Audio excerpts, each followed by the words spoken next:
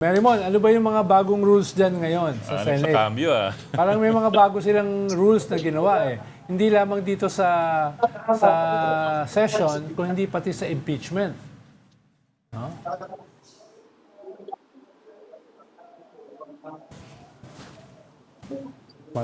Yung sa impeachment rules, ito yung babalikan natin kasi yung sa Section 2, meron silang nais doon ayusin regarding doon sa voting sa impeachment trial. Pero ang isa pang ino-note natin is yung point of contention ngayon ng katatapos natin kasi kanina ng isang Facebook live stream again ni Senate President Alan Peter Cayetano na sinasabi itutuloy daw nila yung Senate Blue Ribbon Committee hearing bukas. And ang nasabi nga kanina, hours earlier, ang man of the hour for that one is Senator Dante Marcoleta. And ang sinabi pa ni SP Cayetano tungkol sa mga nangyayari, mapoprolong daw, madedelay daw yung sa case muna ng impeachment dahil may kailangan pa raw kailangan ulit ng time for publication and such.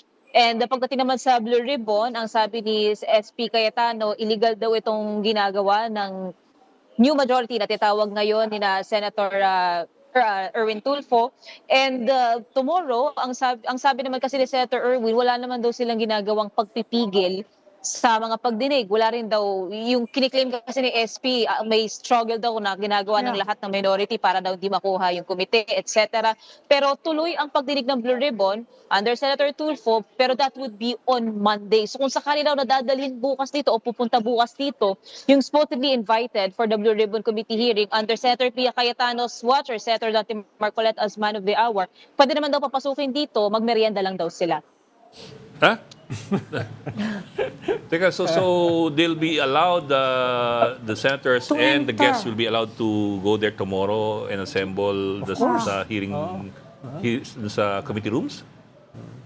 Well, wala naman kasi sinabi si Senator Tulfo. Ang malinaw lang, illegal na raw kasi kung sakali man nga na ipupush ni na Senator Marcoleta or ng old majority yung Blue Ribbon Committee hearing tomorrow. Kasi nga, na-declare as vacant yung committee chairmanship, si Senator Tulfo ang hawak ng Blue Ribbon, and sa ilalim naman ng pamunuan or panunukulan niya, sa Monday ang pagdinig ng Blue Ribbon, hindi bukas. I And ang sabi understand. ni Senator Tulfo, kailangan din daw nilang tignan yung listahan ng resource persons or guests. So, kailangan din daw ng konting oras. Pero ang sabi naman niya, mahigpit naman ang order din ngayon ng safety and security. Pero kung sakali nga napupunta raw bukas itong resource persons, supposedly for the hearing tomorrow, pwede naman daw pumunta, kumain lang nga lang daw sila. Pero I understand what you mean, pero it's going to be more complicated that way.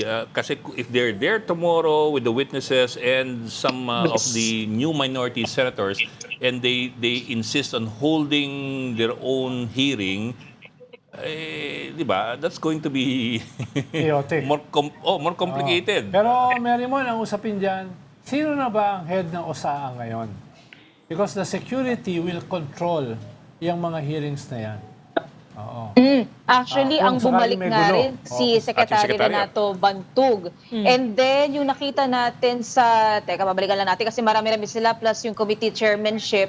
Pero pagdating dito, ang hahawak ngayon ng OSAA is si Police Major General Alfredo Soto Corpus. So pareho silang present kanina and nag-swear na rin sila sa session. Pero tulutin ang naging highlight of the session is supposedly yung pagpapakita ni Senator Chis Escudero na sinasabi niya kanina, hindi naman daw ito usapang politika, kundi yung paniniwala na kailangan daw ipagpatuloy at gawin ng Senado yung kanilang tungkulin na trabaho. Ang nasabi naman ni Senate President Pro Tempore and acting Senate President Sherwin Gatchalian, ngayon daw ay may functioning Senate na ang bansa.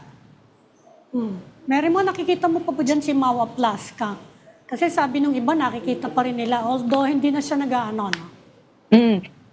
Huli natin siyang nakita last week, yung isang incident nga nung sinabi niyang meron daw silang full documentation nung nangyari talaga. Yung sa CCTV footage na sila sabing splice, kailangan lang daw ng kaunting panahon. Pero for this week, ako mismo personal, hindi ko pa nakahagilap ulit si General Aplasca. Kung sakasakaling hindi matuloy kaya yung Blue Ribbon, pwede naman mag-press con uli yung mga yan, di ba? Yung labing walo. Labanan ng They press can con. actually stream anywhere in the Philippines. Kung sakasakaling hindi matuloy Wala bang ganong indication na baka nga mangyari yon? Wala pa, Ami, kasi ang sinabi kanina sa live stream ni SP Cayetano, itutuloy daw ang pagdinig ng Blue Ribbon bukas. So yun yung aabangan natin kung anong mangyayari kasi ang sinasabi na ng current new majority ay illegal na ito kung sakaling ipupurso nila. So we'll see tomorrow. Plus ang sabi pa ni SP Cayetano dun sa live stream niya, parang panawagan niya pa nga rin daw mag-hold ng prayer vigil sa labas ng Senado. yeah. Kaya mukhang marami pang mangyayari bukas. You have not, Kasama ba sa sinomon si Orly Gutesa? Kasi sabi sa amin ni Mike Defensor, he will be summoned. Yung nakita natin sa listahan, nakalagay doon si former House Speaker Romualdez, ang legal counsel ng ex-Marines, pati si Bryce Hernandez from Bulacan 1st District Engineer Office. Yung name ni Orly Gutesa, hindi natin siya nahagilap sa huling pagkakaalala ko. And ang so far, ang sabi naman ni Senator Tulfo, dahil sabi niya nga, tutuloy ang Blue Ribbon, pero Monday next week, sasalain daw muna talaga nila. So hindi sila agree doon sa listahan ng unang inimbitahan, supposedly, for the hearing tomorrow. have you seen any majority senators there at all? By majority, I mean the one led by SP Cayetano. Wala so far. Wala. Simula kanina hanggang sa oras na ito, ang nakita lang natin yung staff ni Senator Robin Padilla, pero sila mismo mga senador di natin nahagilap. Si SP Cayetano, more on sa live stream lang natin siya nakita. Isa nung umaga and isa din ngayong hapon pagkatapos nga nung pag-adjourn ng session, sinidie. Si Senator Amy, kasi meron siyang statement Nakausap Ang mo na ba sabi siya? niya kanina kasi, sa message sa media, hindi raw siya sure kung pupunta ang majority senator sa session. So it's around between 2 to 3 o'clock p.m. And hindi naman natin sila nahagilap talaga tulad kahapon. From the anticipated time, mga 10-15 minutes before 3 hanggang sa pagsimula mismo ng session hanggang sa adjournment niya, wala tayong nakitang majority senator. Pwede na lang si Senator Cheese na ngayon ay kasama ng new majority. If I Sa Global City sila nagmi-meeting ngayon sa isang restaurant doon na suki si Reg. salamat Kasi may sa statement si pagbulga. Amy Sabi niya hindi naman daw representative ng public Mahal yung sa kapatid restaurant niya Hindi na Dahil ako mababa daw ang rating.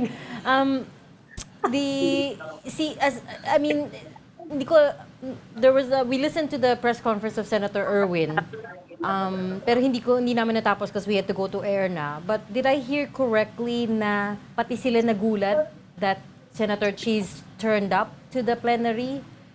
Can you talk us through that, Marimon? May nasabi raw si Senator Cheese na pupunta raw siya. Mga kahapon daw may sinabi raw gano'n na pupunta, pero kanina hindi naman daw nila nakita. So nagkagulatan lang daw sila na sumulpot itong si Senator Cheese Escudero. Kaya yung joint statement again ng new majority, ina-acknowledge nila, in deep gratitude daw sila sa naging pantindig daw ni Senator Escudero, taking it to the floor, and yung paniniwala nga daw ipagtayo sa notion na kailangang ipagpatuloy yung trabaho at mandato raw ng Senado. So nagkagulatan lang din daw talaga sila. So even they weren't sure that they were gonna get 12. Hindi raw, naghahanda na nga raw si Senator Erwin Tulfo nang sasabihin kung hindi raw talaga magpapakita or walang mangyayari ngayong hapon. Pero dahil nga nagkaroon ng surprising na appearance of Senator Escudero, iba ang nangyari sa sesyon. Pero malinaw na kasama na sa block nila ngayon, si Escudero. So hindi na sila SB11. Hindi na, ang tawag na nila sa kanila ngayon, sila na ang new majority. New majority na. Hindi na SB11. Parang Parang banda SB17 lang, parang mga banda. Parang mga boy band Okay, we'll leave that there. Thank you so much for your updates. Mobile journalist Marimon Reyes reporting live from the Senate.